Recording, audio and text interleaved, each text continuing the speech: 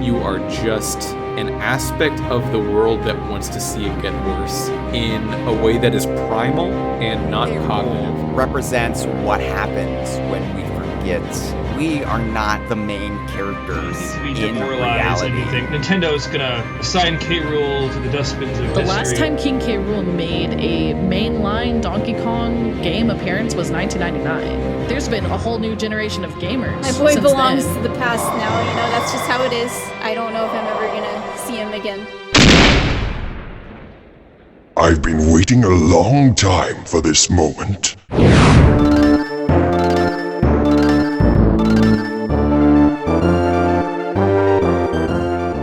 King K. Rool is the bad crocodile who steals Donkey Kong's bananas.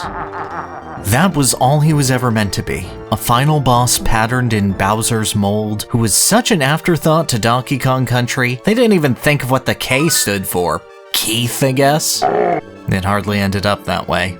Developers and fans glommed onto this character, pushing him further and further to the absolute heights of difficulty and absurdity. The Crocodile Pirate King developed perhaps more rapidly and more grandly than any of his classic-era contemporaries. And that's fantastic in and of itself. But it's what he did after that truly sets him apart. King K. Rool's story is one of the most unique in all of video games, and one of the hardest to approach from the outside. A character who lived at large as one of the most celebrated villains from his company, relegated to irrelevance and disdain, not through any fault of his own, but the gaming landscape around him shifting. And what it meant to claw his way back for a fan base who hoped against hope that what they loved about their favorite series could be shared once again.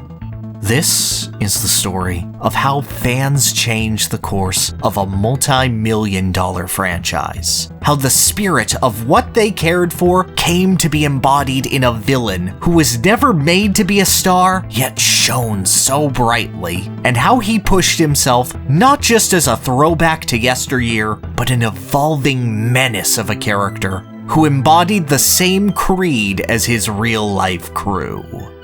Never say die. This is the Comeback King's epitaph. This is the eternal legacy of King K. Rool. I hope for your sake, you're right this time.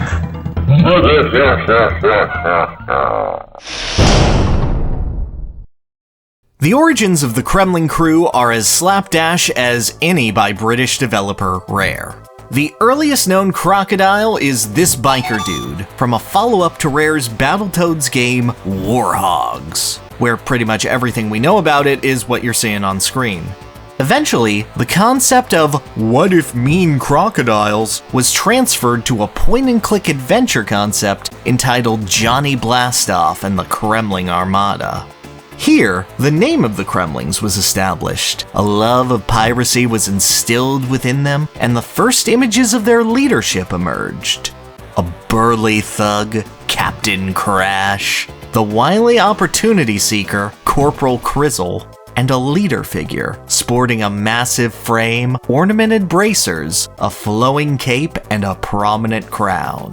Crud. This project would also fall through, but when Rare got approval from Nintendo to utilize one of their properties in a brand new, cutting-edge video game, eventually choosing Donkey Kong, they had just the villain in mind to face off against the reimagined Prime Primate, Wario. But after seeing the pitch of Wario stealing Mario's time machine and using a future gun to try to take over Nintendo Land, Nintendo requested new villains take his place. Enough work had been done on the Kremling crew, they'd make for solid adaptation. In the dark of the night, the Kremlings descended upon Congo Jungle, stealing Donkey Kong's banana hoard from under his nose, and easily dispatching the young simian set to guard the banana bounty, Diddy Kong. Upon waking up, a furious Donkey Kong promised that he would find his little buddy and hunt the Kremlings down through every corner of his island until every last banana was safe and accounted for.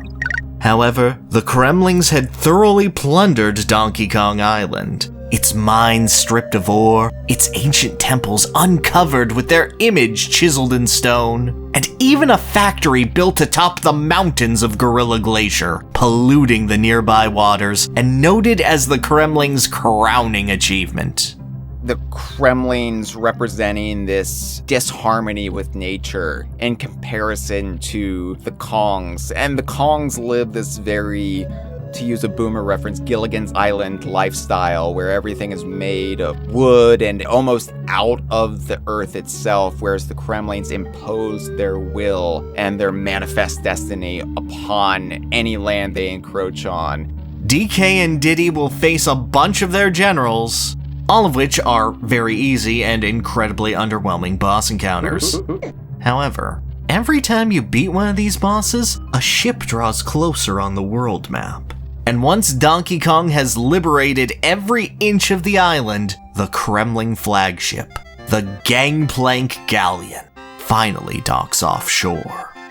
And upon its deck, hidden for the entire game and in the manual, DK comes face to face with his arch enemy. Not understanding why they were keeping it a mystery just because I assumed he was going to be a more corpulent version of the other Kremlings. When he first dropped down, I remember saying to my friend who I was playing the game with, "Is that it?"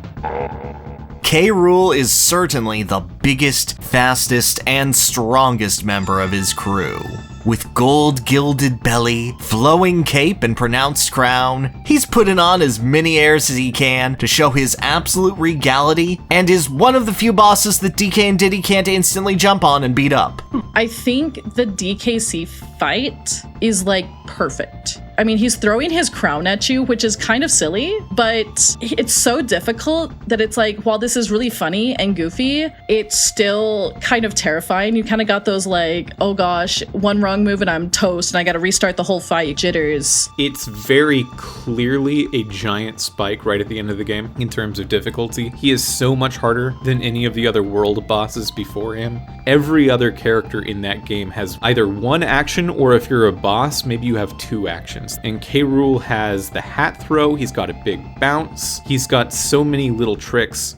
If you've played through the game enough times, you'll see those little things that get you to start predicting what's going to come next. But nothing in the game besides K. Rool really asks you to do that. I think it's a legitimate design practice, learning what the boss is about to do and where they're going to put a hitbox on the screen so I can get out of the way. And K. Rool is that kind of boss in a game that is not that kind of game. It starts with a lot of like whimsy, but it builds into something that's very intense. And that's because King K. Rool, for all of his quirky, deranged charm, has this layer of malice about him. But managed to get through, and after a combined 6 hits, the credits start to roll. I was probably like 6 or 7. I wasn't a bit avid reader. I was playing video games. And so he went, and instantly, bam, got me. Video game credits didn't used to be in the standardized form we see today. Oftentimes, development teams would be hidden under cute pseudonyms to prevent other studios from poaching talent. Occasionally, no one would show up in the game's credits at all, Castlevania 1 famously starring Boris Karloff's and the hero Simon Belmondo. K. Rool takes that simple feeling of safety after a particularly nasty phase and uses DKC's slapstick sensibilities before beating the player over the head with it. As simple as K. Rool crediting himself as Supreme Commander of the game is, and how funny it might be to imagine falling for it, dozens did, and immortalized the fight against K. Rool as one they would never forget. And after 3 more hits, the Conqueror goes down for good. But this fight established a bunch about the Crocodilian Cutthroat. He's a pirate, plundering various isles for their greatest treasure and leaving nothing in his wake. He's a boss that takes up the entirety of his arena, leaving precious little safe space for you to hide. He's quite a bit tougher than any boss before him in both durability and how much is required to take him out. And ultimately, he's pretty funny, filled with personality, self-assuredness, and a comedic twinge combined with his intimidating stature to separate him from the other lumbering beasts rounding off games. I can almost recognize the original iteration of King K. Rool as kind of a sarcastic take on what you think a video game boss is in 1994. If that was the intention, they pivoted and they made him into something that I think far surpassed even what they had initially conceived.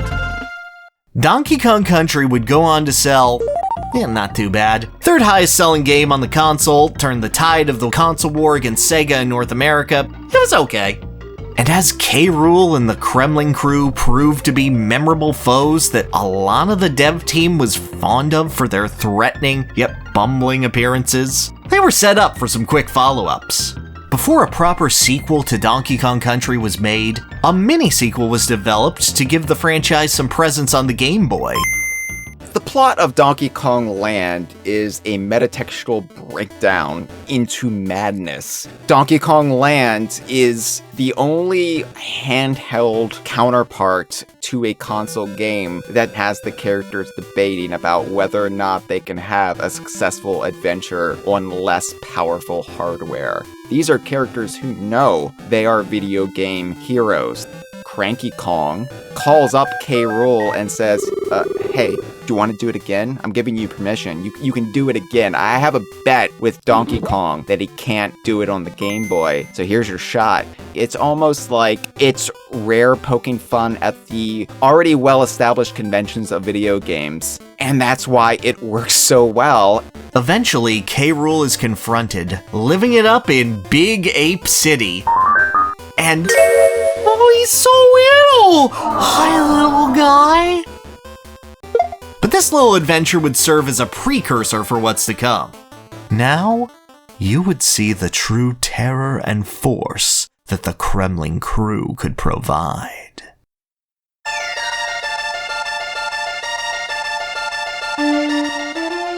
I've kidnapped that lumbering fool, Donkey Kong, and you will never see him again. Consumed by thoughts of revenge, the now Captain K. Rool took a bounty far greater than any horde. Donkey Kong himself. Holding the Big Ape ransom in exchange for the banana horde the Kongs worked so hard to reclaim and their effective surrender.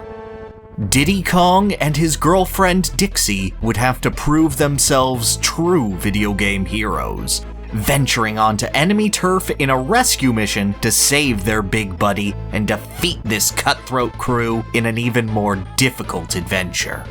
Crocodile Isle wasn't nearly the island paradise that DK's self-shaped home was, and what were once mere signs of corruption and plunder were made fully manifest. In the first game, you're defending your homeland. You're in these lush jungles, you're in the mountains, and then you go to this wacky little Kremling Isle where everybody's just greasy and mean. I love the way that you start on the broken pirate ship and you work your way up. It's just more extreme than Donkey Kong Island in every way. You usually don't get a lava area until the end of a video game. It's like, here, second world. That just tells you how hostile and mean this entire island is going to be.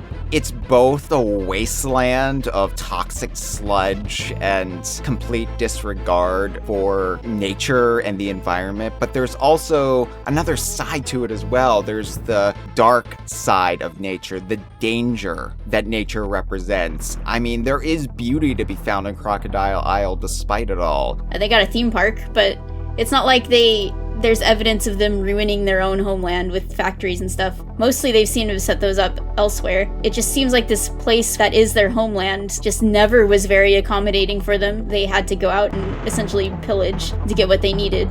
Every level is more threatening, more dangerous, more difficult than anything Diddy has faced before. You slowly break through the scaly scallywags. Dixie and her boyfriend climb all the way to the top of K. Rool's keep, ready to rescue the Big Ape.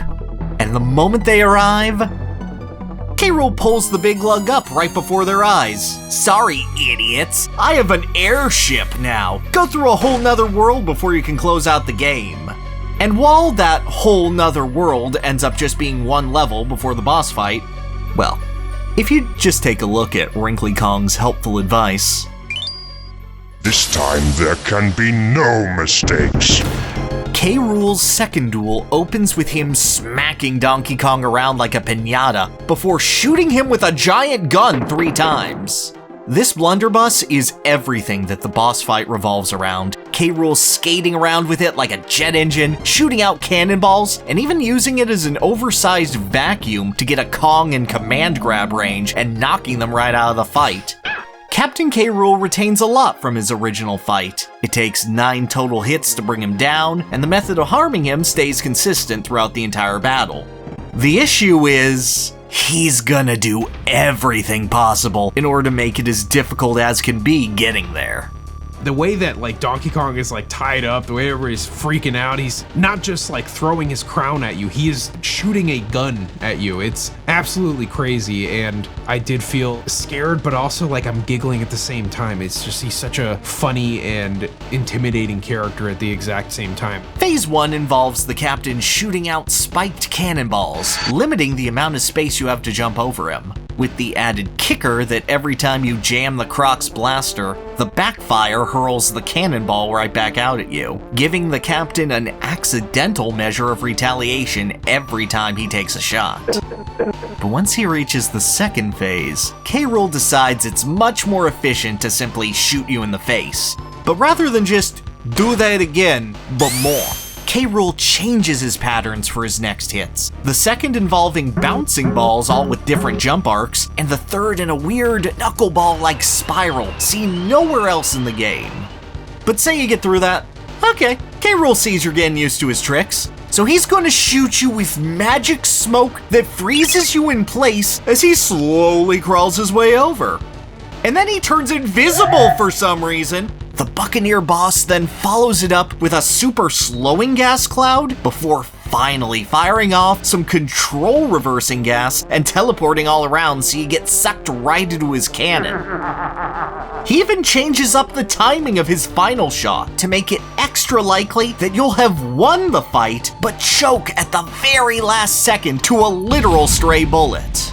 Captain K. Rool is a full-on evolution of his kingly debut. A pattern-based marathon, each hit bringing about a new challenge expected to mess a player up before they move on and trip over their tail again. You know, this isn't just big boss hits you hard with weapon, it's K. Rool killed me because what do you mean these clouds made me run directly into the blunderbuss? The fact that he has so many kind of gotcha tricks and no 2 gotcha tricks are the same, I think really stands the test of time and resonates for a lot of people. And when he goes down and gives Diddy a Krem coin as a reward, he tries to get up again during the monkey's victory dance. Unfortunately, he failed to notice the 800-pound gorilla in the room who freed himself and gets smashed right out of his airship and falls down his entire island and gets eaten by sharks. But the captain's story doesn't end in Davy Jones' locker. Throughout the game, Diddy and Dixie can find bonus barrels, and at each one's end is one of K. Rool's self-styled Krem coins. These can be paid to Klubba, a burly gatekeeper defending a barrel made of gold. The underground Kremling Lost World. Now hear this, landlubbers. Me name is Klubba, and across me bridge is gonna cost you many pieces of 8. But the Kremling crew isn't entirely loyal to their king.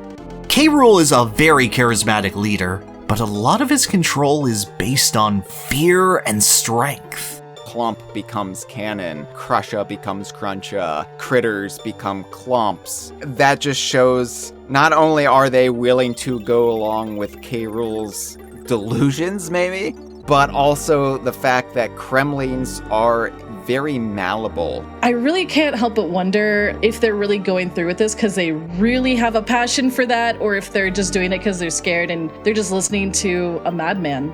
Give Klubba enough doubloons, proving yourself worthy, and he'll let the so-called mortal enemies of the Kremlings through to their most holy sanctum. Splice me, main brace, it's the monkeys. Captain K. Rool treats us rotten. I hope ye scupper his plans. And after scouring every inch of Crocodile Isle, conquering the Lost World entirely, K. Rool clawed his way out of the ocean to recover.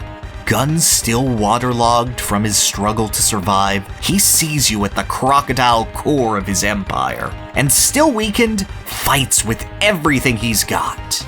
He's only got 1 hit point, but he's gonna make it count, firing his gun off 57 times before he tosses out a cannonball you can hit him back with. And after shooting out the trickiest patterns he can possibly offer, K. Rool's backfire shoots him directly into the Kremling source, the massive pool of spiraling energy in the center of the Isle, and his crew's lack of faith in him comes back to bite them. Just that image of DK, Diddy, and Dixie just sitting there in silence, sort of holding each other, watching as their enemy's homeland just craters into the ocean. Everything that the player had mastered and bonded with, completely gone in a flash of light. K. Rool makes a raft to drift away on, laughing maniacally as his kingdom is reduced to nothing. It just sort of becomes the moment that defines K. Rool as a character. This is the thing that he did or caused to happen. Going forward, he seems to have this increased focus on destruction. If he sees something that he can destroy and that he can rot, he couldn't just let the Kongs go. Peaceful days would once again reach DK Isle as K. Rool licked his wounds. Until one day, Diddy left his girlfriend a note saying that he and DK were looking for a new adventure, never to return in the days that followed. Dixie tracked her boyfriend and his himbo to the northern Kremisphere, discovering a new batch of Kremlings were hatching a scheme, beginning to mechanize not just the world around them, but wildlife and themselves, augmenting local bees with buzzsaws and bazooka-wielding troops with eyes for sniping. They formed a new factory headquarters, the Isle of Mechanos. Levels now feature poison pipelines, derelict factories with trained snipers at the ready, a giant ripsaw chasing you through the entire level as they deforest as much as possible. But control may have gotten away from these Kremlings. The carbine owls with flame cannons are said to keep the factory workers on task at all times or else, and they've found a new leader to swear fealty to. A mechanized overseer named Chaos. In the first appearance of the Kremlings, they are a military force. In DKC 2, you get to see where the Kremlings live, and compared to the Kong's natural setting, they are a much more capitalistic and industrial culture. Really, though, it's DKC 3 where you start seeing engaging in mechanical ways of interfering with nature. Dixie and the all-new Kitty Kong would battle through the Kremling forces, making them retreat to the heart of their operation, Chaos Castle, where they would face off against the Metal Overlord and... Pay no attention to the croc behind the curtain. So, K. Rool's plan after blowing up his homeland is to go into hiding, become a mad scientist named Baron K. Roolenstein, seal away the land's guardian deity, the Banana Bird Queen, with his Kremling magic that he has now, kidnap Donkey Kong and Diddy, put them inside of a giant robot, hypnotize them into thinking they're power-hungry madmen, and use their brainwaves to power the giant robot and control the Kremling crew from the shadows of his castle lair so fearsome, even Link from Link's Awakening said, "Nah, I'm good," and left it alone. And when Dixie and Kitty beat his big bad bot, K. Rool reveals that he made his world-conquering robot out of his wife's finest pots and pans. She's gonna kill him! Even as a little kid, I did not believe he actually had a wife. He just was trying to make himself look less pathetic. He was like, yeah, well, I'm married. I get to go bang my hot wife after this. Donkey Kong Country 3 is a ludicrously silly story, leaning into the most cartoonish tropes it possibly can, even tossing in a Scooby-Doo reference for good measure. After a strangely poignant note to end the last game on, this is an incredibly goofy time. But DKC3 was more of a fun little road trip of a game.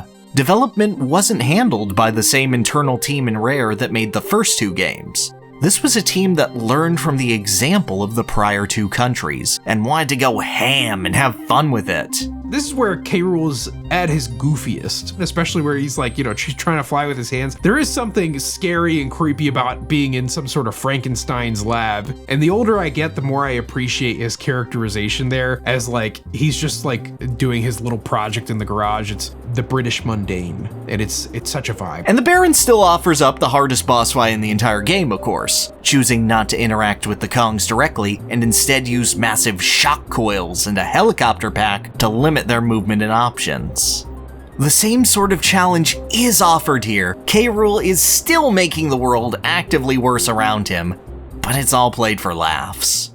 Punctuated by the very end, where Dixie manages to free the Banana Bird Queen from her imprisonment, and they get revenge on the scaly scientist by dropping a giant egg on his head. Utterly humiliated to the last. And those comedy chops would serve him well if he wanted so badly to emulate a Saturday morning cartoon villain. Why not become one? Lies and fibs, cheats and steals, my treacherous villainy makes me squeal. I never tip, I butt in line, I never clean the dishes and it suits me fine. I'm so pleased, I'm such a sleaze, this bad guy thing's a breeze. Produced by Nelvana Limited, Donkey Kong Country, the TV show, was one of the first breakthroughs in 3D technology for a television market. And it's cute. It's a children's TV show about Donkey Kong trying to protect the legendary Crystal Coconut from the clutches of the Kremling army, led by the dastardly King K. Rool. I'm interested in power, supreme power, unlimited power that will make me powerful. There's an average of about 2 musical numbers per episode that are better than they should be. DK is a bumbling sitcom bachelor. This animation will live in my head forever, but it very easily leaned into the more comedic elements that the franchise exhibited. And that was especially true of its villain. K. Rool's depiction in the cartoon was always very reminiscent of a character like Scar or even Ratigan from The Great Mouse Detective. I liked that he was kind of this pompous, theatrical villain. Canadian theater actor Benedict Campbell provided the speaking and singing voice for K. Rool, giving the character an overly bougie, holier-than-thou affectation mixed in with an easily triggered and explosive temper. You took a wrong turn the day you were born, you lunkhead piece of wasted brain mass! Even though this is like a more silly portrayal, because it was, a cartoon kind of aimed for children, it still showed his, I guess, insanity. That he was kind of a crazy guy. He would come up with these crazy plans, and he would go through with them to the best of his ability. Filled with joy and rapture at the very sight of your loneliness, Holly. 10 out of 10. It's hilarious, especially with his voice. His voice is just like this awful British guy who thinks he's way too important. This would be the defining portrayal of the contentious Croc. Not for English-speaking territories necessarily, but abroad. Growing up in Canada, the Donkey Kong Country cartoon was actually fairly popular here. When one of our children's television networks, Teletoon, launched, which was basically the Canadian equivalent to Cartoon Network, one of the shows they actually launched with was the Donkey Kong Country cartoon. Donkey Kong Country was pushed heavily in France, the cartoon receiving its own block, La Planète de Donkey Kong, to air on public television. And the Japanese release saw a star-studded cast, including the likes of Koichi Yamadera, Megumi Hayashibara, Ryusei Nakao, and Banana Ice, who has only ever performed music and played Funky Kong and whose stage name is Banana Ice. K. Rool, incidentally, was played by Jotaro Kujo from the OVA. Donkey Kong Country, the children's TV series, was a phenomenon, sporting multiple merch lines, board games, a manga series, and a collectible card game based primarily on the show over any other source. There was a narrative in place among Western fans that Donkey Kong Country or Super Donkey Kong didn't have a following in Japan, and we know that to be false because we can now communicate so readily with the Japanese fan base. We all have the same basic understanding and appreciation of it. K. Rool was growing very popular off his most bumbling portrayal, and was headed in that direction through the games. And he took notice. They viewed him as a punchline. So he'd show him just how cruel the Kremling commander could be. Soon Donkey Kong and his pretty little island will be no more. After losing his island home, K. Rool only found it fitting to return the favor. Returning to kinghood, he tracked down the greatest, most powerful Kremling in the world, a towering behemoth capable of crushing an entire island in moments.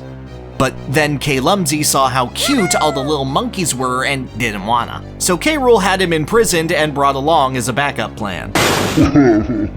So instead, the reptilian regent recruited a new chief technician, a weasel named Snide, and worked to rebuild Crocodile Isle from the ground up.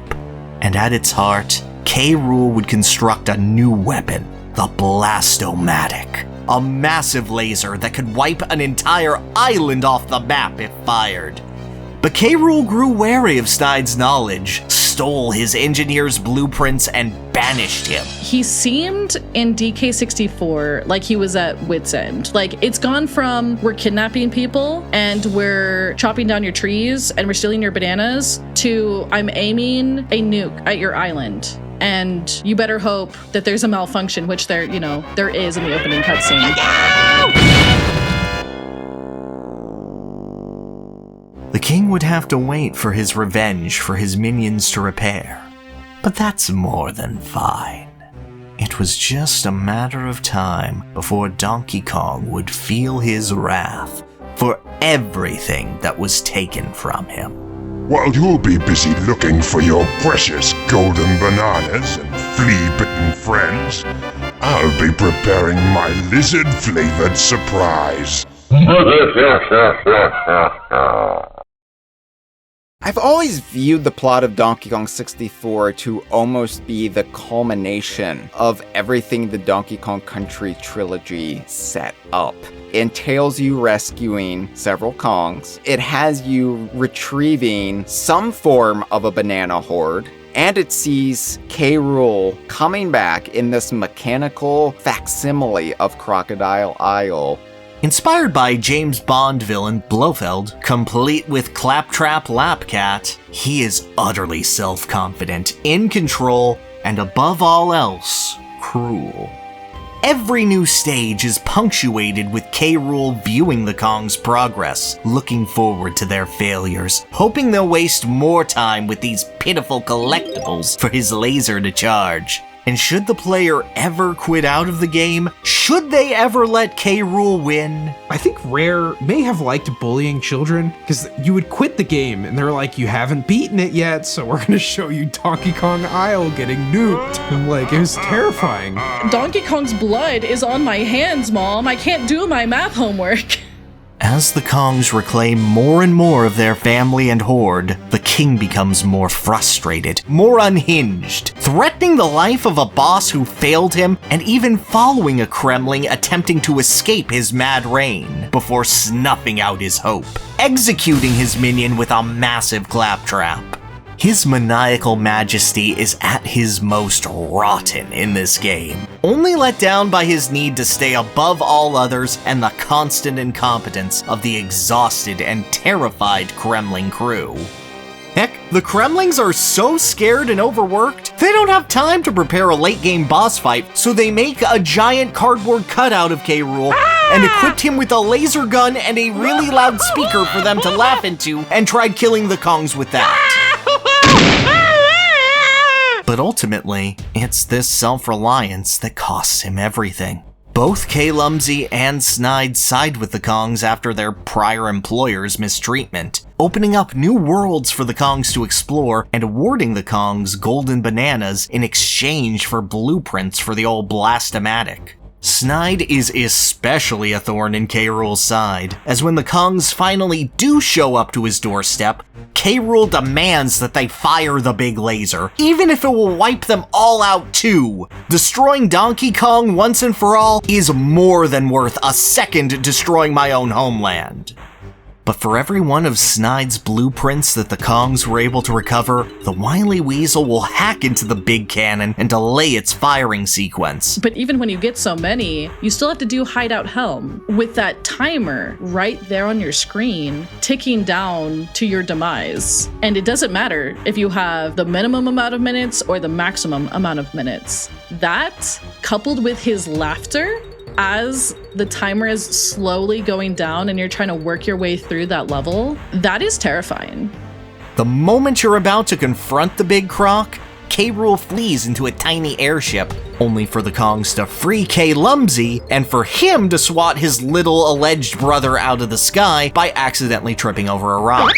Humiliated, ousted, betrayed, and backed into a corner by his enemies, K. Rool is forced to accept that he isn't above it all and takes on the DK crew himself. If you won't let him prop up his ego, he'll give you a fight where everyone is praising his name. Surrounded by cheering fans, taking you on 5 versus 1 in a 10-round show match, King Crusher K. Rool enters the ring to reclaim his dignity and the title of undisputed ruler of these islands. It's always so funny at the juxtaposition of King K. Rool as a brutal, bloodthirsty maniac and King K. Rool as a funny little fella. The battle's just so fun. I love the little interstitial cutscenes of the two referee Kremlings who are always slamming the bell, so he gets saved by the bell every time and doesn't get knocked out. He has been failed by science and he's been failed by his grand plans for revenge. He has nothing left to him except to just use his raw strength. He's here to prove that he's inherently better. And as always the case, falls to the power of teamwork and guile. The K. Rool boss fight is still one of the best designed and conceived aspects of that game when they were bringing in rare staffers. That's what Greg Mayles contributed input on that boss fight, so I think some of his pedigree is definitely apparent. DK takes to the turnbuckles of the ring, loading himself into barrel cannons and hitting the hedonist heavy when he's playing to the crowd. Diddy then follows it up, flying into the rafters and shooting out the ring's spotlights until 4 of them come crashing down on K. Rool's noggin. The last of these is so stubborn that the beastly boxer doesn't have time to remove it from his head, so he'll fight Lanky Kong by blindly running around the ring with a spotlight on his head and slip on banana peels Lanky sets up and break his butt. But his ass has been so thoroughly thrashed that spamming his ground pound leaves him in horrible pain, letting Tiny... Who decided one of the phases needed to be Tiny Kong shrinking down into his shoe and fighting his toes? And after that totally normal thing that happened, K. Rool tries to use his invisibility trick again, only for Chunky Kong to grow to giant size to meet K. Rool on his own level and finally deliver a knockout punch to the big bully. Knockout! It is a complete and utter dressing down of the Kremling King. The stature he'd tried so hard to build up all game eroding as the Kongs take him and his ego apart.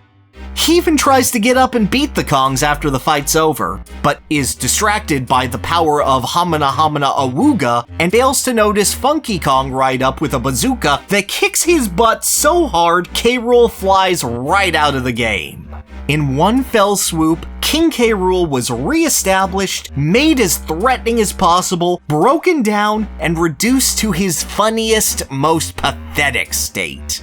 a capstone of his entire career as Donkey Kong's villain in the most maximalist package possible. By this point, K. Rool wasn't just here to stay, he was Nintendo's second most prolific villain behind Bowser. The likes of Ganon and Ridley had long since been passed up by K. Rool's sheer density of appearances, and each one that wasn't a retelling of the same game but on Game Boy this time was a unique one that added more to the character, more fans, more kids cursing his name that they just couldn't beat him. Between Donkey Kong Countries 1, 2, and 3, and spin-offs like Diddy Kong Racing, and smaller main series games like the Land Trilogy, and upcoming things like Donkey Kong Racing, there was an evolving and continue to be evolving Donkey Kong franchise that was something that was building out of Nintendo. It was one of their big, best-selling things. If you're interested in this character, you're interested in the world, this feels special. Kind of builds up a mythos about King K. Rool. He just has to be pushed toward even higher levels of absurdity. The future was bright as a new generation of Nintendo console entered the market, and K. Rool would gladly keep riding along as the eternal enemy of the beloved Donkey Kong franchise. And then everyone decided, actually, we hate Donkey Kong.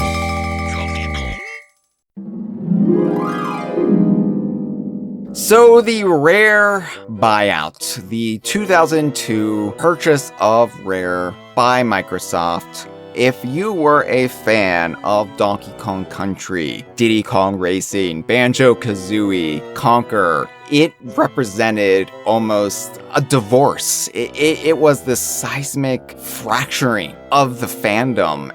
Rare wanted the financial security of being owned outright by Nintendo. Nintendo did have a stake in Rare, but they didn't own them outright. And Nintendo was going through their own changes at the time, leadership changes in both Japan and Nintendo of America. And it was probably just absolutely the worst timing.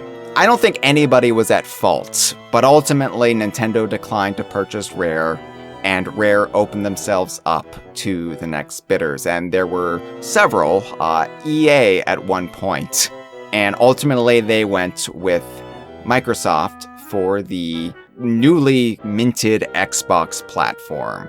And all of a sudden, Donkey Kong no longer had a studio, no longer had a developer to call home. All of Rare's characters and locations made for the Donkey Kong and Star Fox franchises were turned over to the Big N, giving them the rights to K. Rool, the Kremlings, and this pig with a nipple ring that you didn't notice until now. The DK franchise was orphaned, and rapidly, its status degraded among Nintendo fans. That's definitely the time when perceptions and attitudes towards the franchise started to change.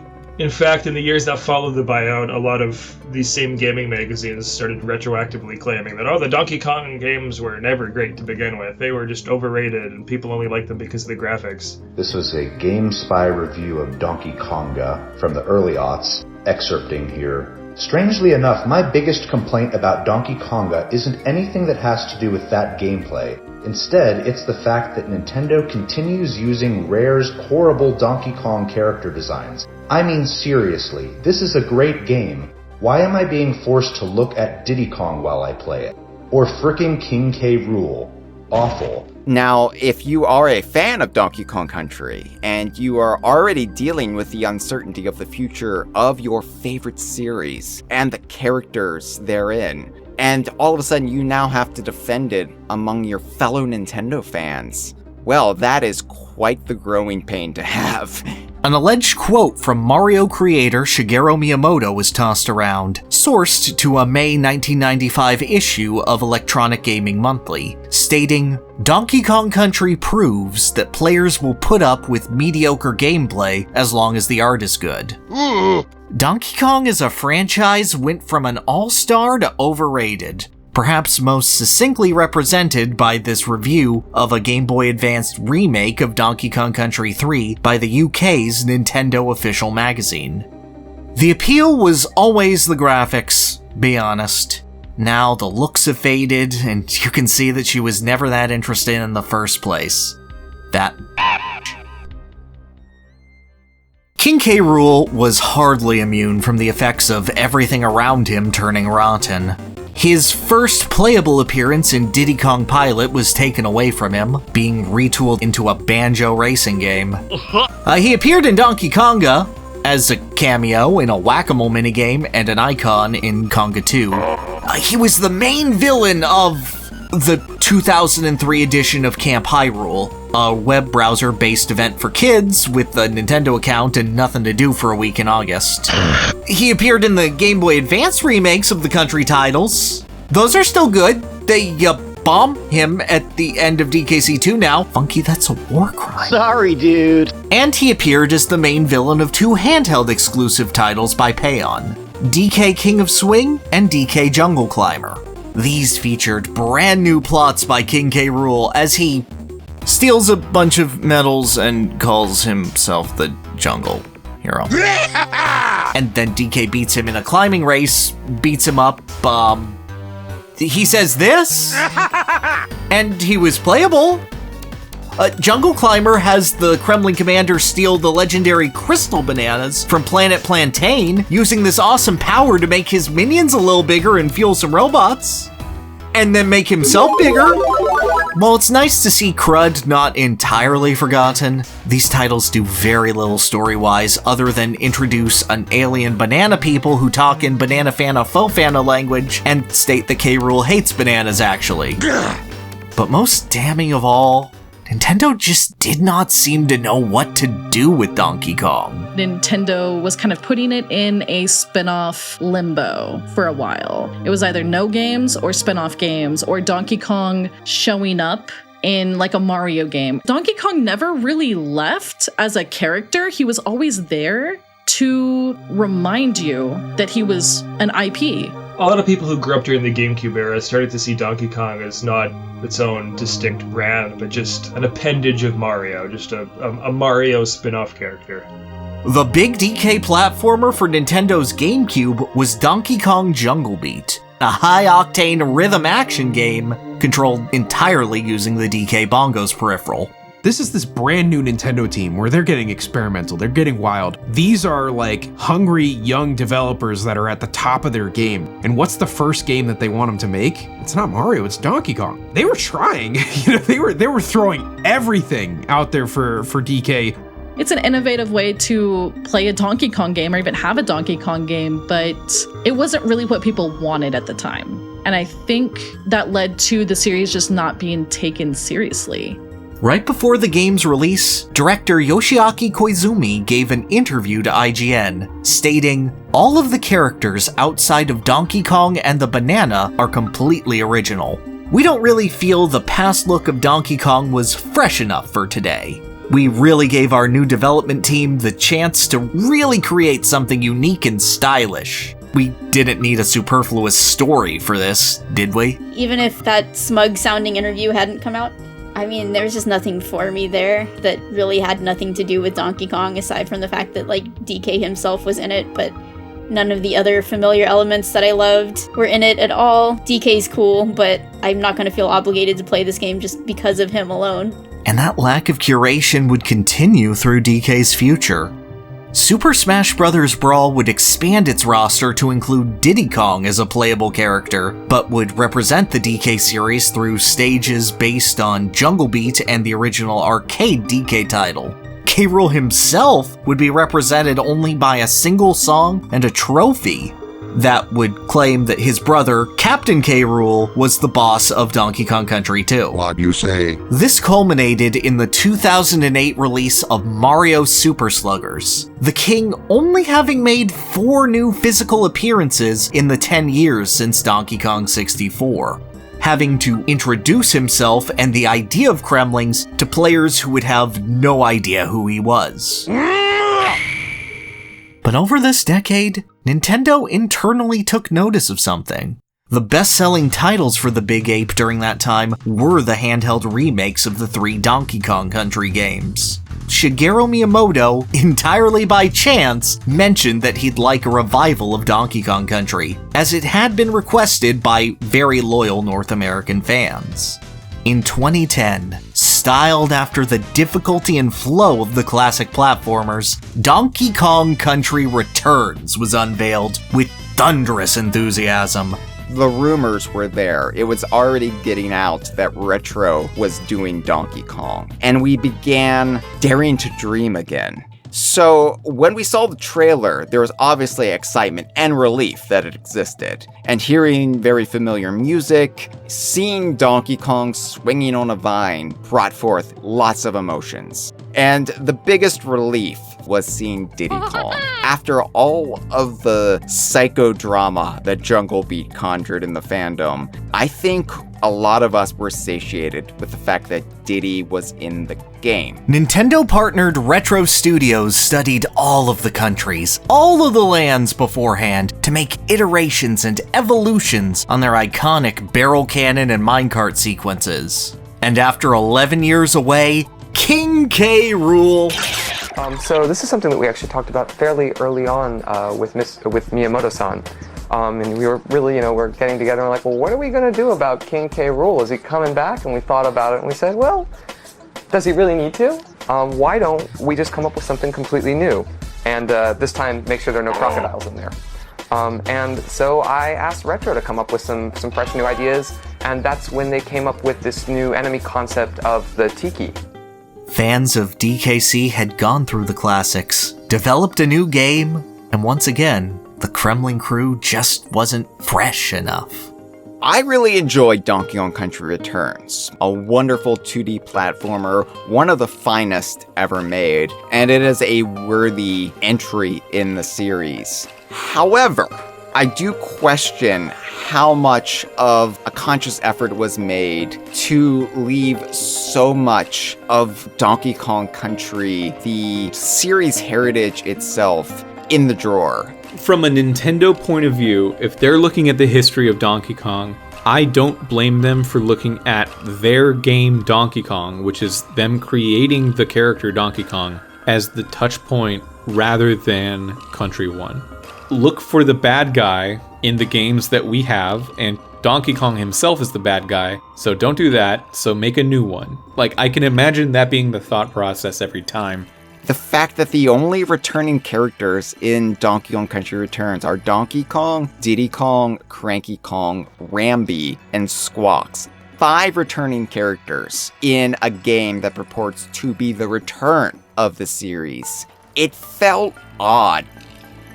When they announced Tropical Freeze and it was kind of like, well, still no Kremlings, but we got these Vikings this time, I was kind of coming to accept that Retro was just maybe never going to use them. Like, even though Returns and Tropical Freeze are great and they were bringing at least some respect back to the series, it was still a rough time to be a fan of Rare's Donkey Kong games specifically. I didn't feel like we weren't going to see K. Rool again, really until Tropical Freeze.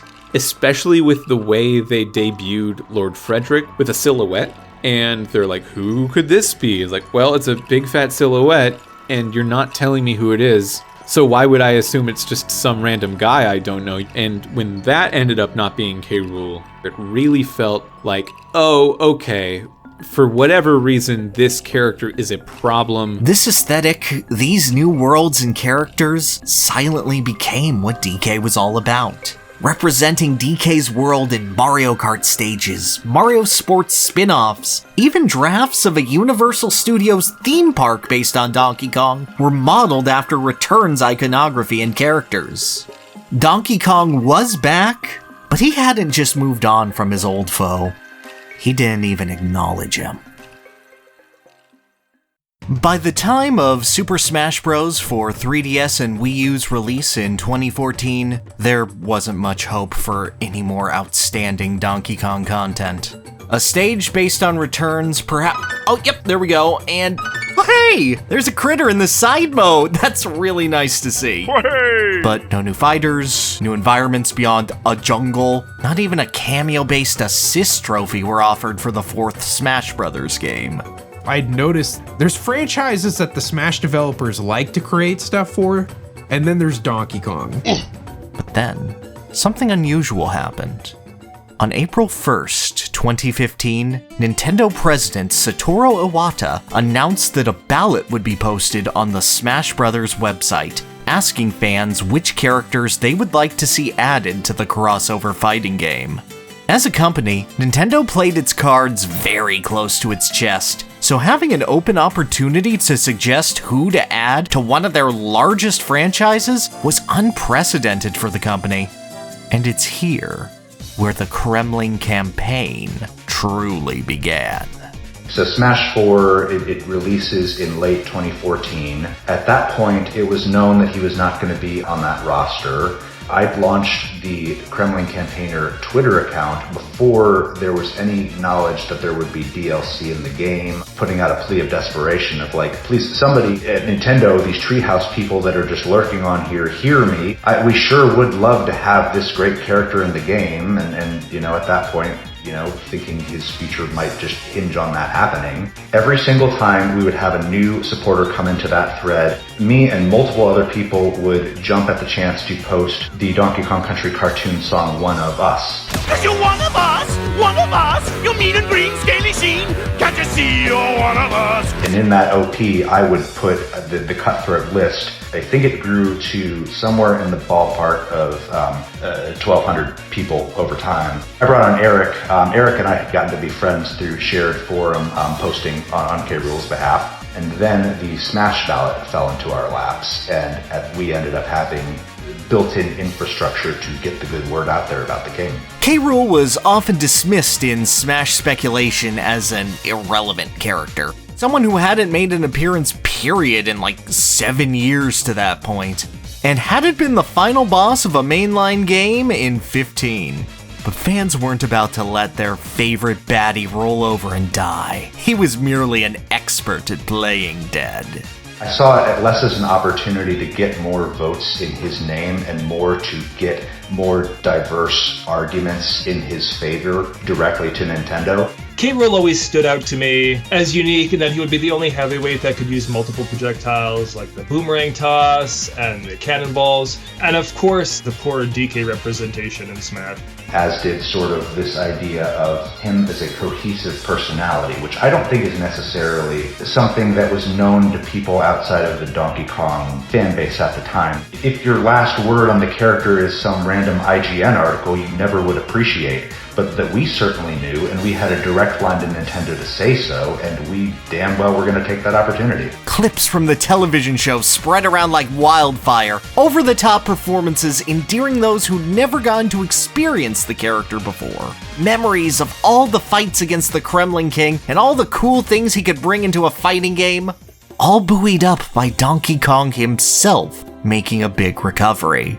The leader of the bunch had been revisited after the country returned. Memes of his coconut gun firing in spurts, spreading far more than they were decried as the worst music ever in a video game a decade earlier. And actually, Miyamoto never hated them. That quote was a thing that didn't exist. And that Koizumi interview about DK characters not being fresh enough? Mistranslated. The entire situation was one massive misunderstanding. I was successfully gaslit that like K. Rool wasn't that big of a deal, that he was just like Wart from Super Mario Bros. 2, and I was a victim of the internet. I was a young mind radicalized to believing that the Crocs didn't matter that much. In my circle of friends, I knew we all liked K. Rool, but there was this feeling that, like, look, the rare stuff you like, it has a fan base. There was a moment in time it was really beloved. It's not the main thing people like anymore. Turns out it actually was.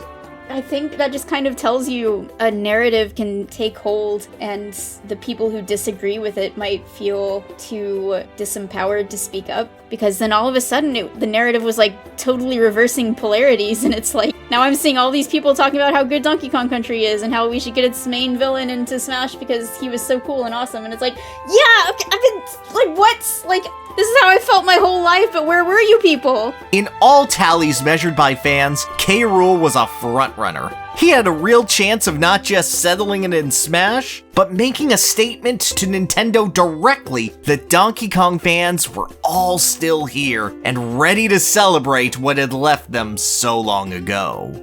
And in return for their support, on July 31st, 2015, they skinned him and made him a hat for your mate. I woke up and I saw like the maximum number of notifications on my Smashboards account, and I knew something had gone either very, very well or very, very poorly. Other highly performing Ballot characters like Krown and Lloyd Irving were given costumes in the same pack as K. Rool. And on December 15th, 2015, Bayonetta was announced as the winner of the Ballot out of all realizable characters.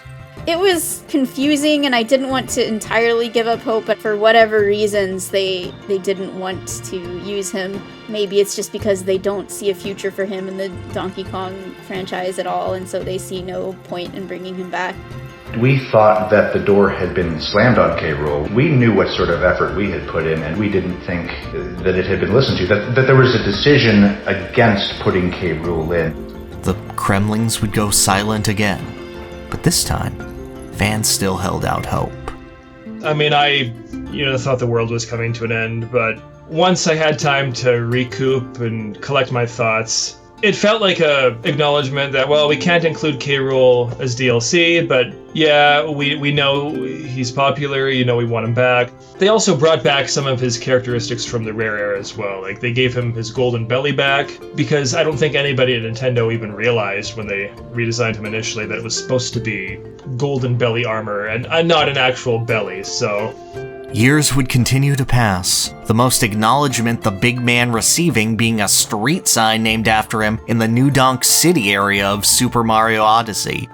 And as a new Nintendo console released, a new Super Smash Bros. Game appeared on the horizon. But one with a catch. This would be the ultimate Smash Bros., containing every single previous fighter in the series' history, and new roster slots would be incredibly limited. Right before Ultimate's first reveal trailer, there were a lot of these quote-unquote insiders teasing Ridley. And I was like, wait a minute, okay, Ridley's in the game. Now, we've been told that Ridley was too big. And we were told after that Ridley was specifically popular in the West. And I'm like, oh? What on earth is stopping K. Rool? There was nothing that anybody could credibly put in his path, as it were, other than he is not in any quote-unquote new and relevant games. He cannot be used to market new and relevant games. Before a Nintendo Direct on August 8th, 2018, the song Bloody Tears was leaked on the Super Smash Bros. Website. We all kind of just accepted that Simon Belmont was going to be the big reveal. But then they revealed him first. Things started to get more interesting. There was a shot where Diddy and DK were standing on a battlefield, and there's like a gap in between them, and it looks like something's going to come down from the sky. A lot of people were freaking out, thinking that K. Rool was going to come down and it was going to deconfirm him as an assist trophy. But then we just got the banana gun instead.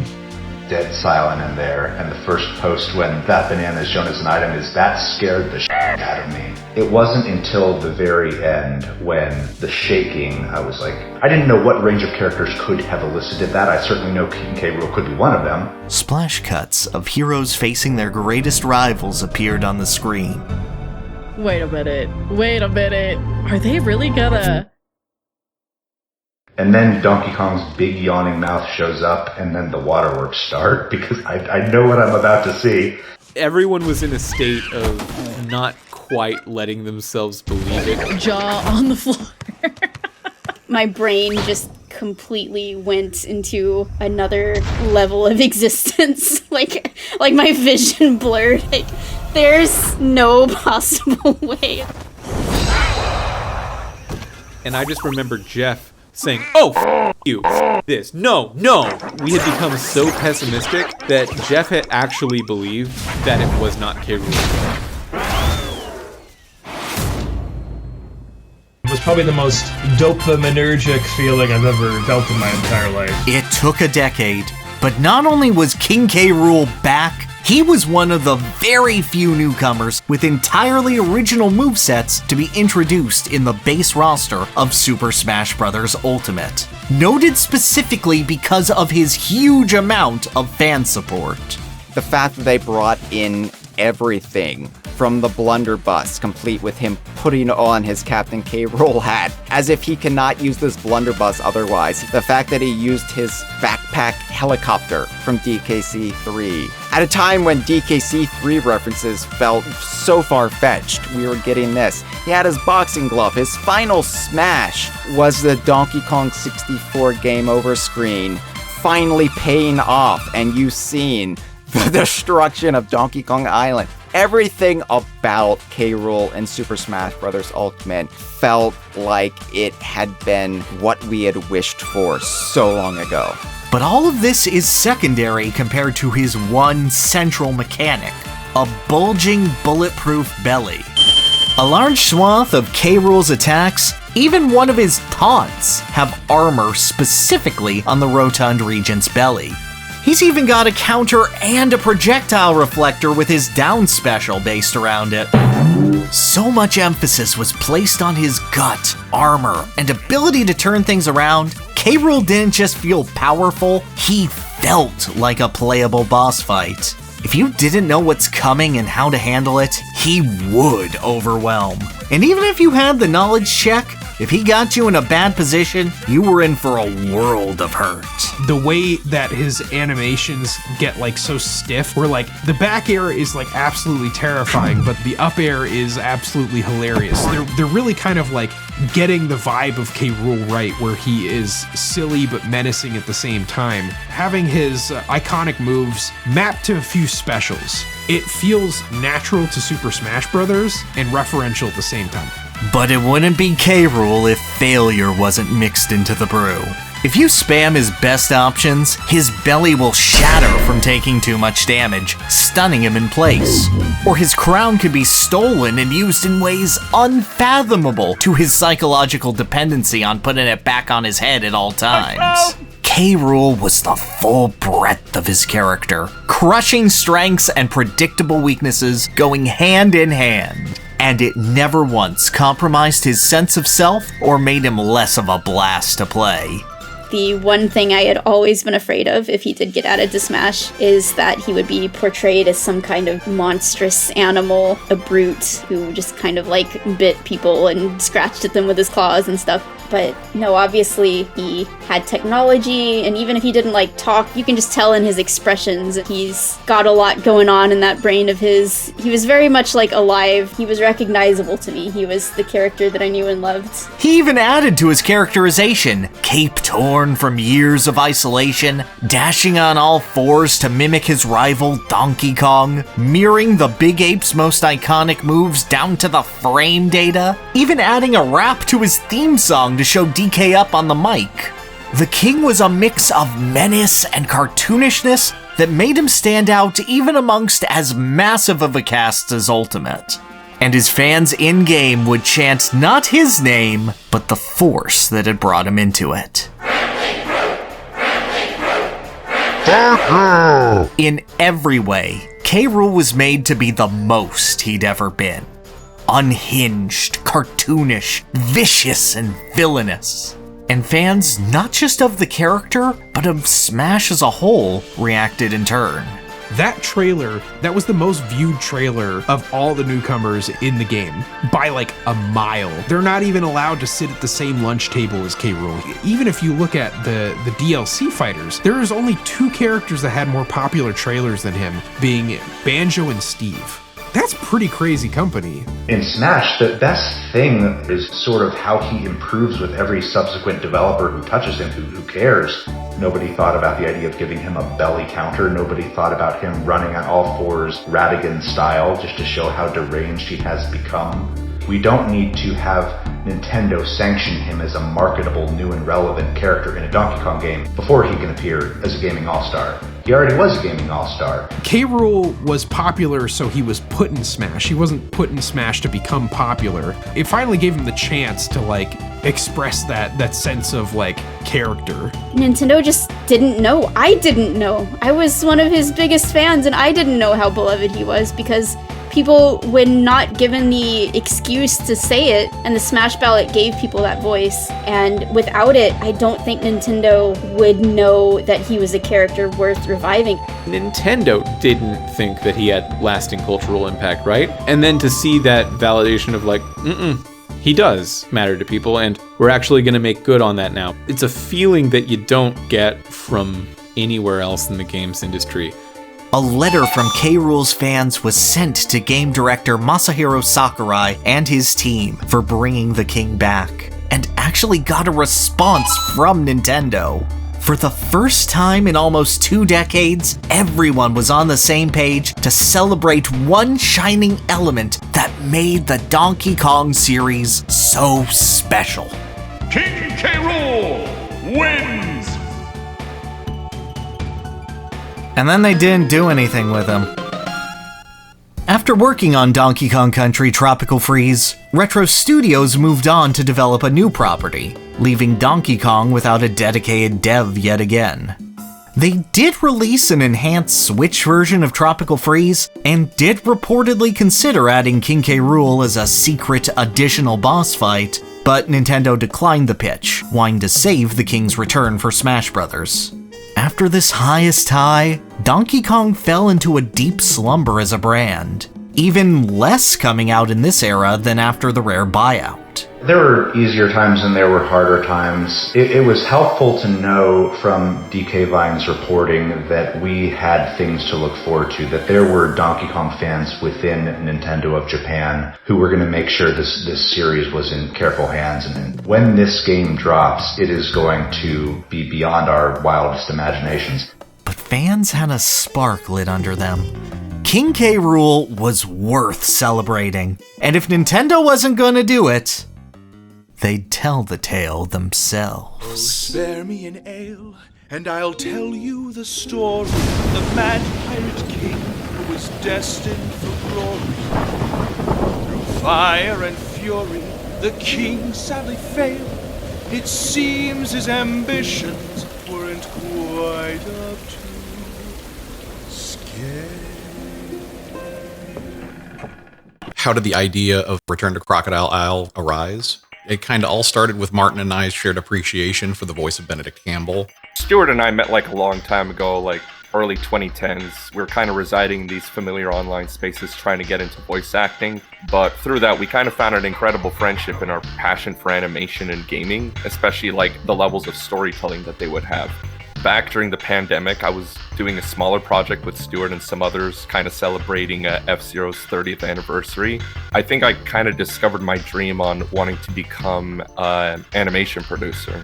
Stuart and I talked a lot about what we wanted to do next, and decided our next stage was to do an original animation. With how much K. Rool really meant to Stuart and myself, I really wanted us to spearhead something that impacted both of us and give something really unexpected. One night, Martin and I are discussing the DKC animated series and how it was held in a relatively negative light recently due to early use of motion capture, and that it was kind of a real shame that folks in the court of public opinion didn't really appreciate the solid vocal performances from a lot of the cast. I mentioned to Martin that I'd stumbled upon a means to contact Benedict. Something inside me decided to go ahead and give it a shot and see if I got a bite. So 3 months pass and not so much as a nibble, and then out of the blue, we land this Marlin, and it's taken us for a Nantucket sleigh ride. You've got the looks, the voice, the style! And let's not forget, I'm green! And we were going through like different references and animators, and at one point went through the entries of the DKC Reanimated project and saw his contribution. All right, here goes. Lunkhead. Yeah, no, Martin reached out to me, and like I just saw the email, like the idea, because you had Benedict Campbell on board to work with in the project. I'm like, this sounds like a super fun project. Like, I definitely have to be a part of this. Our initial pitch was intending it to be like a parody of You'll Be Back from the musical Hamilton. And I am so glad to this day Alex pushed us against the idea. He had suggested elevating things from more or less a mere cover of an existing song to a full-fledged original musical number. And once things fell more or less in place with Benedict, Martin and I began nudging some of the other legacy talent to see if there was any interest, and there was. And it just kind of kept snowballing from there until we reached critical mass with a capital K.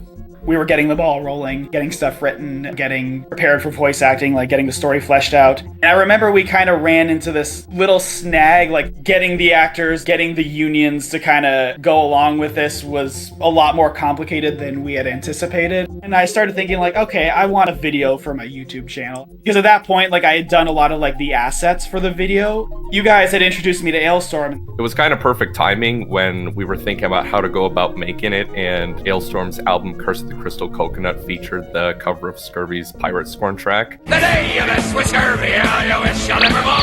When the coconut is mine, then you'll feel this pirate scorn. And like the idea just kind of started formulating in my head, like, you know, I could do a music video for this song. Referencing not just the cartoon, but Donkey Kong Country 2, Donkey Kong 64, and even the fandom Smash Brothers speculation, Captain Scurvy's glorious conquest of Congo Bongo Island was animated with a passion for and attention to Donkey Kong's world that hadn't been seen in decades. It was a fun video to make, and it's led to a lot of opportunities. Like, I now pretty much work for Ailstorm officially now, which has been a lot of fun. The Pirate Scorn video, like, it was a good, like, testing ground for Crocodile Isle to kind of see what was working, what wasn't, what changes I needed to make for the animation style. Alex also introduced us to the maestro that would be Joshua David Mitchell. He just masterfully created what was our hieroglyphics of leitmotifs and little Frankenstein stitches of instrumental ideas that we used from the games. I spent a lot of years quietly studying the DKC games, looking at old concept arts, scrapped enemy types, early developer notes, you name it.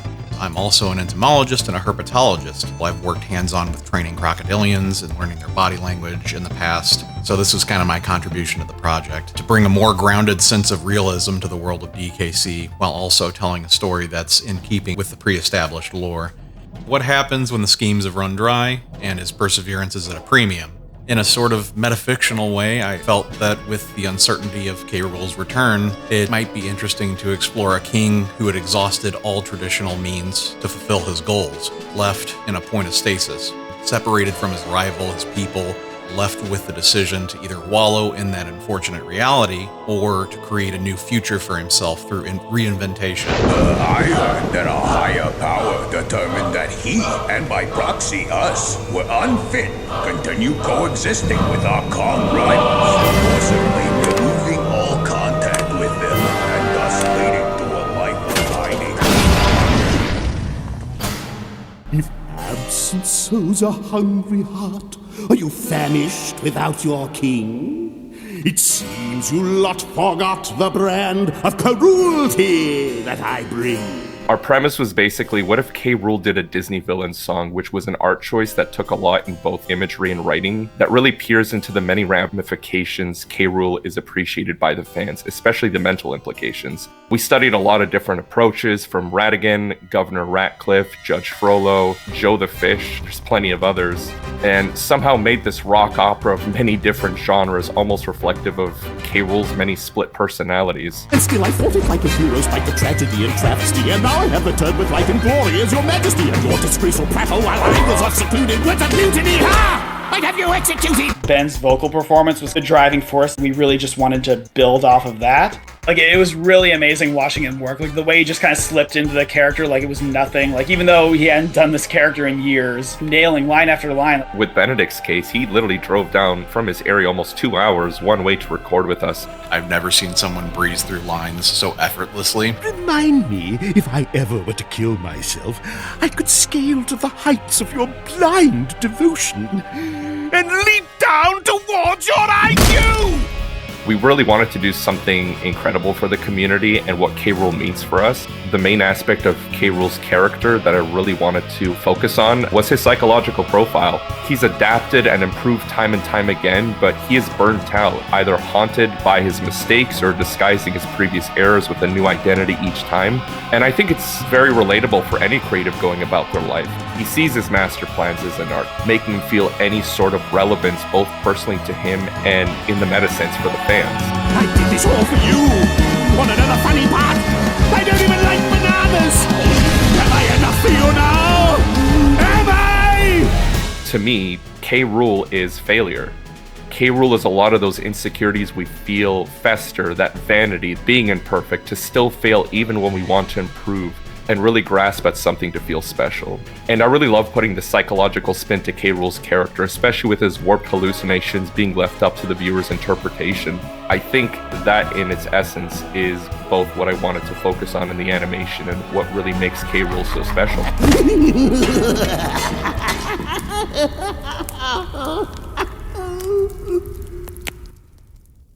It was a monument to a fandom that had lived in this story, with this villain, and a vision that they had seen for him brought out in as glorious and extravagant nature as could possibly be mustered. A tour de force of independent animation just to say, we love the Donkey Kong world.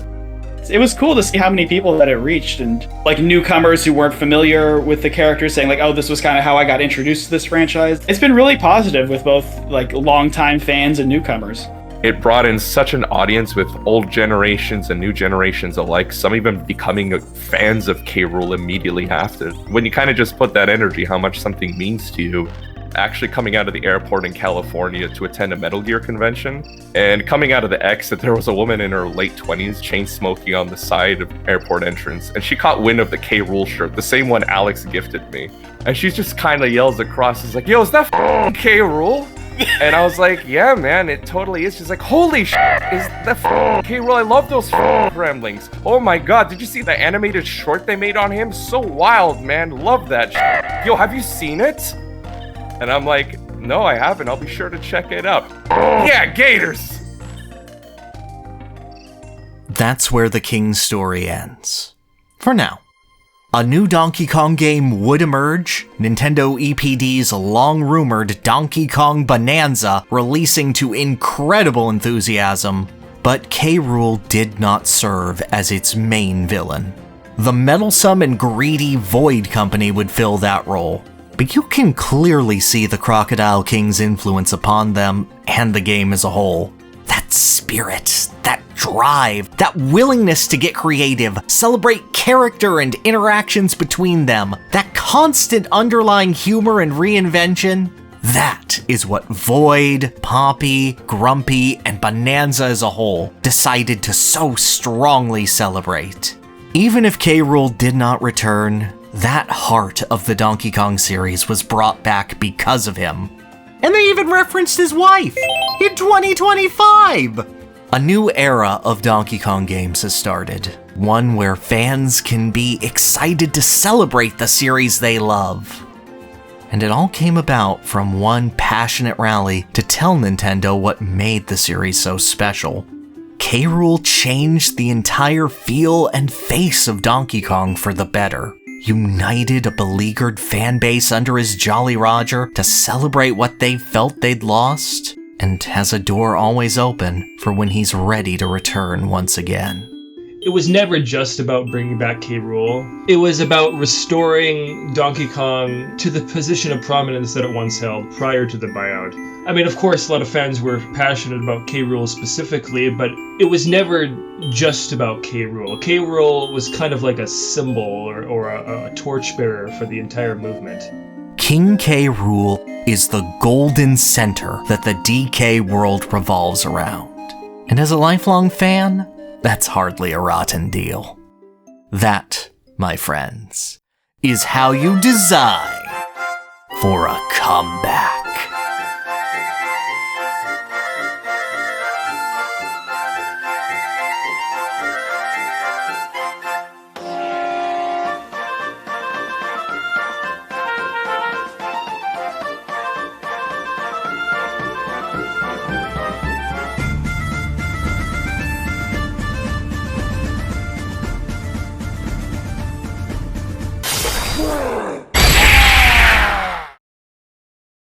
You're the ones who released me.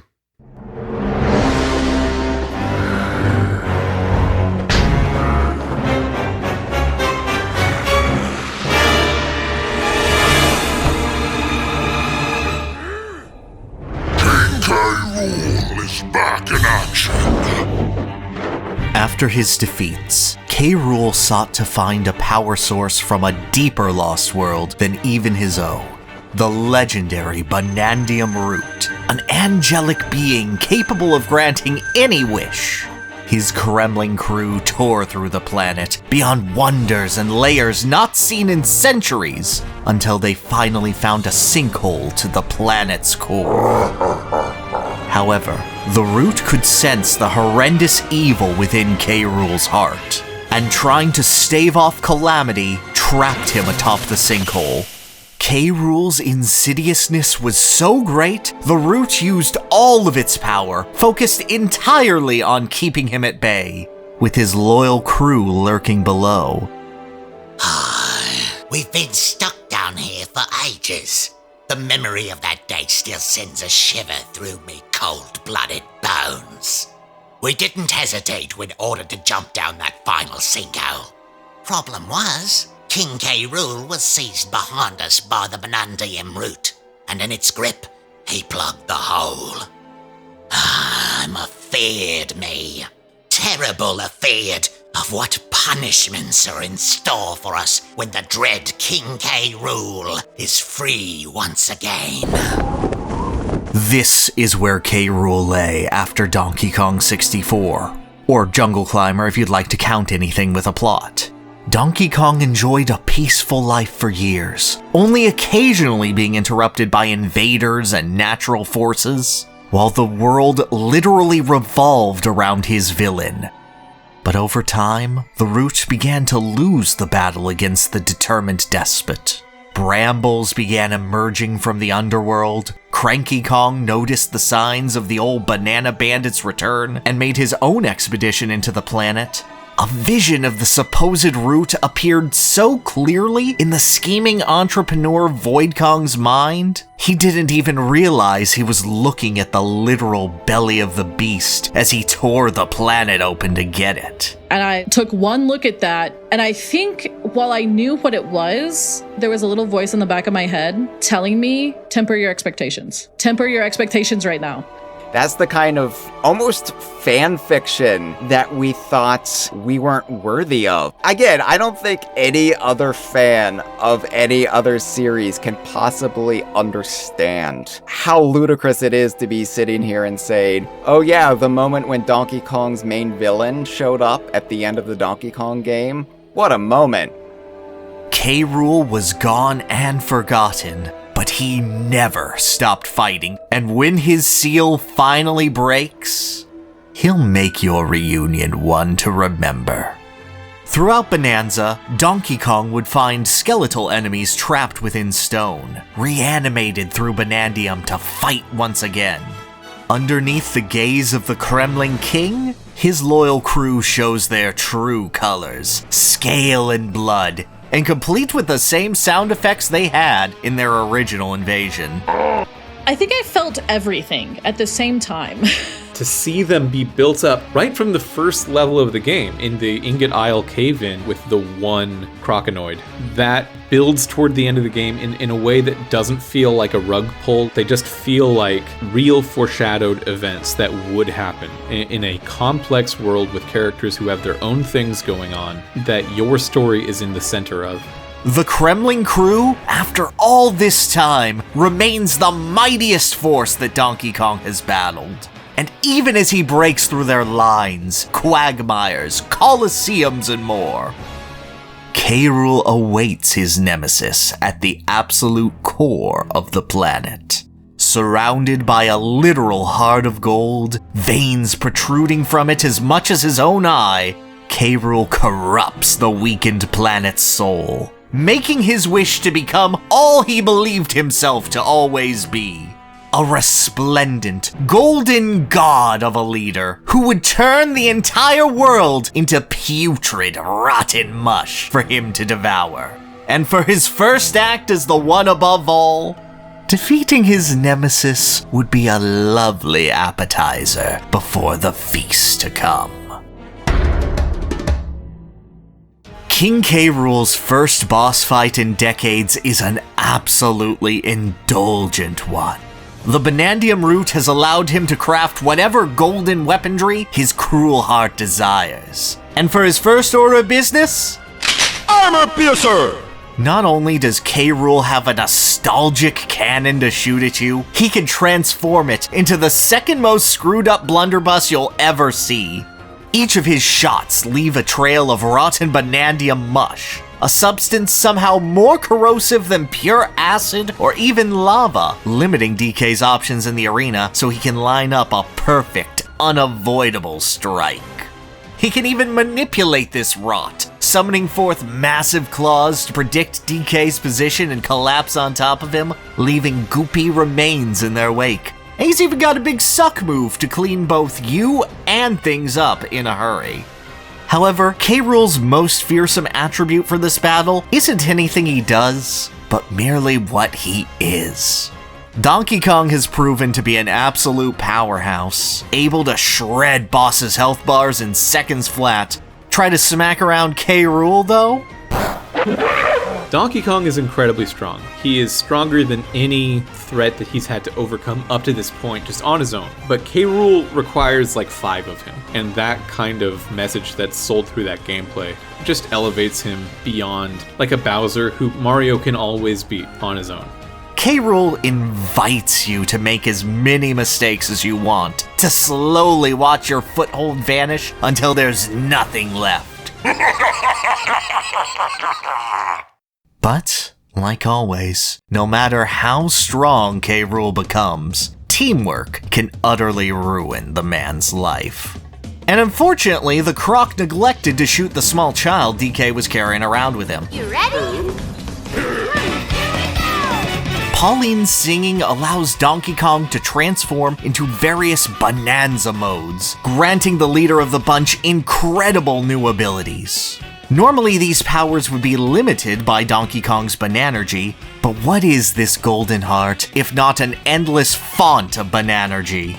Donkey Kong and Pauline can swap up their songs on the fly, transforming to their heart's content. And the more the player is willing to experiment, the less effective all of K. Rool's tools become.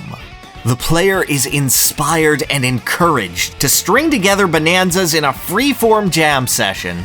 And whatever their strategy for K. Rool, it'll emerge from the incredible arsenal of tools they have at their disposal that was just made unbreakable. You can even jam up K. Rool's gun just like the old days.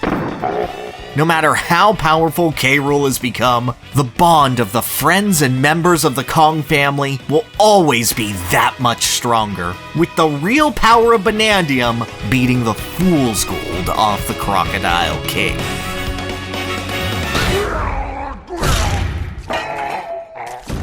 That's interesting. They really didn't make his fight too hard. I feel like his fight is always really hard. And this should have tipped me off. It's him taking on a Bananza form, but just kind of feels like trying to take on the powers of the enemy in a way that doesn't really let him express who he is. And it doesn't really kind of sit entirely right on him, just these fresh bananas all over him. That's DK's thing. Freeing the Banandium root from K. Rool's claws, Donkey Kong and Pauline make their wish. More bananas than could possibly be imagined, and a ride back to Pauline's home. The Banandium root adapts this as cleverly as possible, and...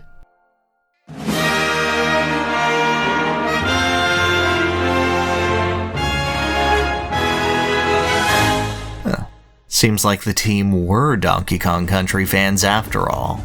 As once more the ship draws close, its captain, once again, writes his own ending.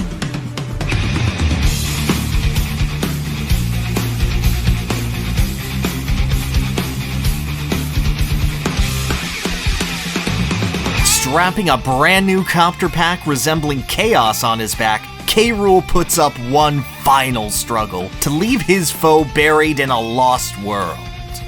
The fight is ultimately simple, amounting to simply throwing bananas at the big crocodile, but he is going to make every single second of this encounter count. As the Banandium Tower reaches higher and higher, the blaring horns and guitar of Gangplank Galleon crescendo, growing more intense, changing in key as more tones are brought in. A counter melody of Big Boss Blues from DKC3 kicks in midway through as K. Rool becomes more and more reliant on technology, using Void Kong's stolen remote to try and terraform the tower to send you tumbling away from terra firma. Before finally climaxing as K. Rool returns from Donkey Kong Country 2 blares out as you rapidly approach the surface. It is a musical celebration of everything K. Rool has been as a video game boss. A testament to his undying tenacity. It kind of goes back to that, like, perfect mix he has of being intimidating but also being comedic. He does this, like, little stupid punch thing in the air, like he's hyping himself up. It's like he's doing his DK64 animations, but it's purely in the sense to, like, get himself ready for diving in there and trying to catch us. And when a few too many explosive blows to the head knock him silly, K. Rool realizes, perhaps for this one moment, he'll let the Kongs go, and blasts past the ape to emerge first in...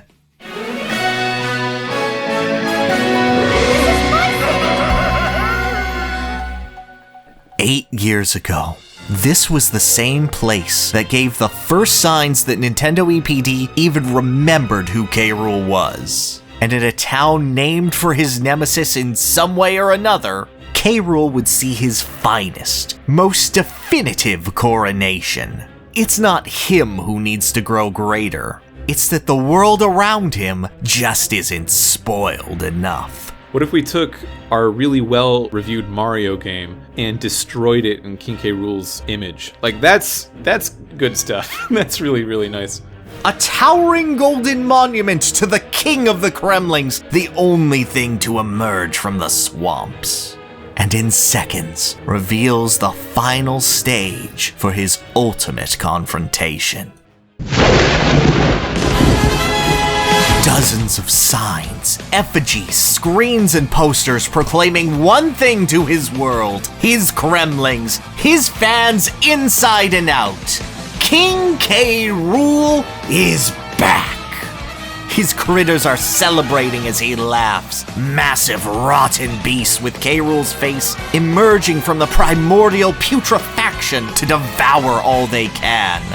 Flipping the script on a game all about digging deeper into the planet, K. Rool challenges you to keep climbing, cowardly Kong. The ocean of Banandium rising, promising instant death if Donkey Kong can't prove how high he can get. Meter by 100 meters. This is K. Rool at the height of his power and indulgence. Celebrating, tossing everything his forces can muster at you, and mocking you. Right down to the music. Donkey Kong's most peaceful and serene tune, Aquatic Ambiance, is mixed in as an intense rock version before a hopeful big band refrain of Pauline and New Donk City itself, Jump Up Superstar, cries out to support it.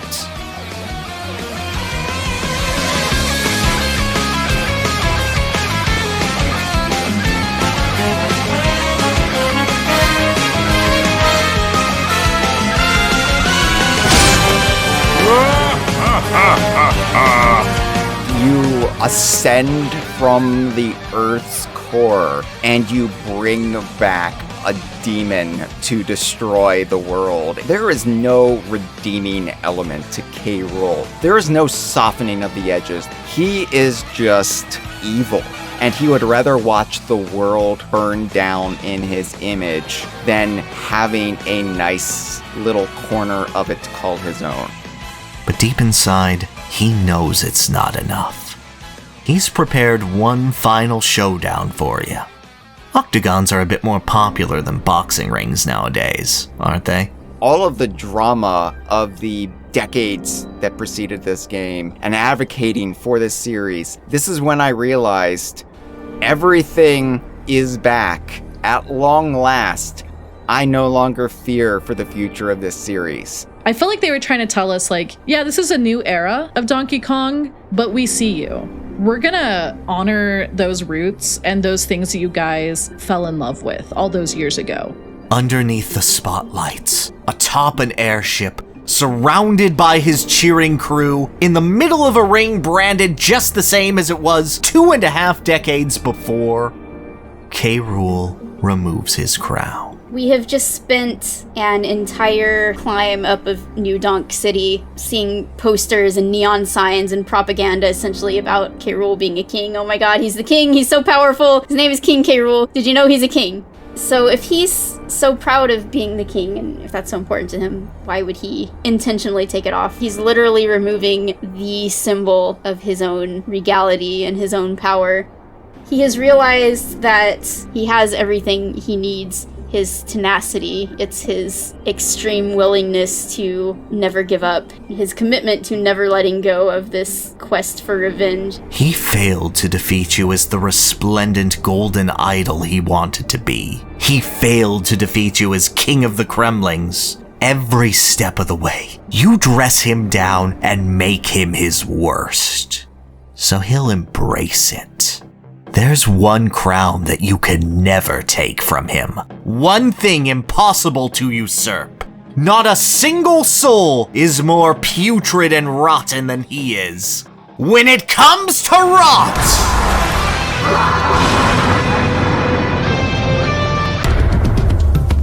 I am King K. Rool, Blade of Mikola. Embracing his every failure and turning it into his power, K. Rool starts his second fight right where he left off. While in your prior encounter, the Banandium mush was merely an after effect of K. Rool's projectiles, the King of Rot focuses on and revels in just how much gunk he can spread to worsen your day. Nintendo loves to do this like yin and yang thing where like if the gimmick is that Mario is a cat, then Bowser shall become a cat. And so for K. Rool to have his own little version of the Bananza transformation, I expected him to be turning into different animals, but instead we got this just like absolutely eldritch abomination and just disgusting and ready to spread his goop all over you. But knocking him loopy a few times is enough to get the hedonistic heavy to really take control, vanishing as he unleashes a barrage of bombs that rot not only the arena, but the Switch too from the inside out. K. Rool ruins the frame rate as the entire arena transforms into a quagmire of rot, leaving DK only able to desperately knock around his bombs in hopes of creating a small enough foothold to survive. Like a pig in mud, K. Rool swims through his own rotten swamp, assaulting Donkey Kong by popping out wherever possible, delighting in the disgusting creature of absolute ruinous power he is. He looks like he is a little kid playing around in the mud. He's relishing in this time of completely letting himself go. K. Rool always showed himself as an industrialist, but he did it in the interest of being a dictator first. Like, that was the main thing that he was. Now he's just ruling by creating a supremacy of himself over life itself. What is really at the heart of K. Rool's soul? What's at his own crocodile core? And why he continually fails and why everything continually gets worse for the Kremlings? It is pure death. He brings death to everything he touches. We finally see him for what he is. And it's everything that Donkey Kong, Diddy Kong, Dixie Kong, in this case Pauline, it's everything they stand in opposition to. Life forms, if they rot away, will provide K. Rool a way to feel superior. Not as a side effect of trying to rule people, but now the ruling people is a side effect of the fact that he is rot incarnate. He doesn't have a point, he just has a drive. And he does not relent. DK and Pauline need to utilize all of their bonanzas even more rapidly to simply match K. Rool's pace. He's not daring to give you an opening. Using all of your power, Donkey Kong has to make his own. Knocking bombs away creates gold that the elephant can store in his trunk to knock K. Rool out of his suction and claw spamming phases, as well as turn all of the fool's gold K. Rool generates into the genuine article. For everything that K. Rool can ruin, Donkey Kong can bring back with his own spirit, his own beat.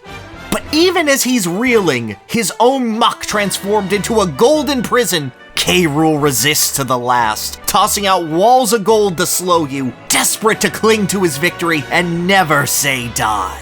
As he grows weaker, K. Rool changes his bullet patterns up, First a bouncing shot to create even taller Banandium trails, and then knuckleball-like spiraling patterns. This is the most powerful, most uncompromising, most overwhelming K. Rool has ever been. A war of attrition, only won by wearing down his patience and not daring to surrender. K. Rool doesn't lose this final battle in humiliation. He is so far beyond understanding why to be humiliated. You win through sheer power, endurance, and love, greater than any ruin he can form.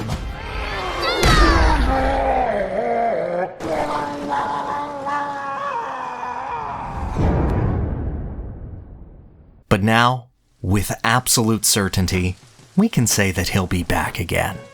The story of King K. Rool is one of absolute, undying perseverance. A villain from a cancelled game who was named in 5 minutes after a pun and was barely expected to last that one game, who gained fans within his team and the community through his personality and determination. This pushed him to future teams, heightening his stakes, his consequences, his absurdity between games and shows and languages and cultures, until that self-destructive tenacity became emblematic of him. When the gaming community at large turned its back on the series, he became a symbol of all that series represented, a beacon that brought a lost and assailed community together. When the series went in a new direction, he was the rallying point for so many to come together and not just beckon his return, but spread a positivity and appreciation toward Donkey Kong that had long since thought to be taboo. And when he returned, it was in the most glorious spectacle possible. A final showdown so ridiculously grand that the guy who steals the bananas in Donkey Kong comes back to steal the biggest banana became a spoiler. K. Rool is the tale of an insatiable glutton, a man incapable of moving on from failure, needing to find more and more incredible heights to fall from, and putrefying the world and people around him in his vain attempts to achieve satisfaction.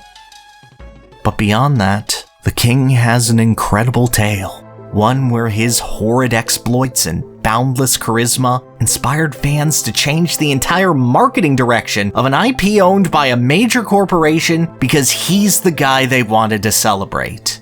It's an almost entirely unique story in the world of video games at this scale, and it means something. A proper King K. Rool is comprised of 3 main ingredients. 1 shot of razor-sharp wit, 2 cups of narcissism, and garnished with disproportionately, mind you, with seemingly bottomless tenacity. It's a complete mess and it stains my countertops. He is sort of just the ideal villain to me, but he has this capacity for reinvention. He never gives up. He has no shame about any part of him. Why do so many people the world over care about the stupid crocodile with the pun name? And it's because there are so many aspects of him to appreciate, but it's also what he represents. And for a lot of people, myself included, the memories that came along the way over the 15-plus journey to get him back in his own franchise. We went from posting to Twitter, #BringBackKRool, to seeing on billboards in the finale of a mainline EPD Donkey Kong game that King K. Rool is back. I don't know how to put that feeling into words. He becomes the representation of so much more than he is. It goes beyond just gaming history or validation from a company. K. Rool's return was deeply personal. It created a spark that brought together a community of Donkey Kong fans from around the world. Artists, writers, collectors, lifelong gamers who all carry that same love for K. Rool and the franchise that he helped define. He's the reason I'm part of something bigger than myself. I wouldn't trade that experience for anything. I love this character for all that he is and all that he means. K. Rool didn't just come back for a quick nostalgic pop. He became an even greater form than any wild dream from any fan could capture. From stealing a horde of bananas he hated to the last word on him in his latest appearance being that he loves bananas just as much as Donkey Kong, as long as they're mushy and rotten. K. Rool is proof of what a passionate fanbase can do, beyond simply looking back to better times, and what we can create when we share the things we love with others. It's not an easy road. It can take decades. There's plenty of harsh and, frankly, needless criticism. Sometimes it'll come back in ways you didn't really want, and it may seem hopeless. But it's worth it to find those that'll celebrate with you when that time finally comes. And you'll know that you had some small part in making this moment so special. More than anything else, that is what it means to make a comeback. That is the undying legacy of the dread King K. Rool.